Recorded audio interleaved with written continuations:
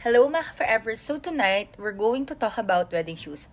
So ito yung pinaka-indecisive ako na wedding peg na hindi ko talaga alam kung anong wedding shoes gusto ko. Like, anong klaseng design, ano na ba yung final decision ko. Not like mga venues, wedding gown, food, meron na akong common ground for that. But this one, ewan ko, super di pa ako makapili. But these two are my kind of go-to.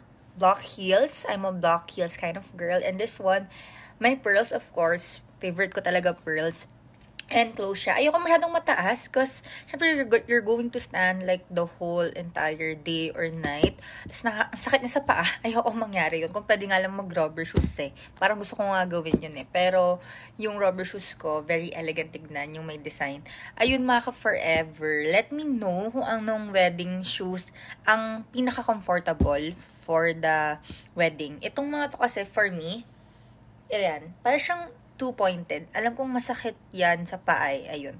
So, let me know ano yung advisable na wedding shoes na maganda but comfortable. Salamat mga ka-forever.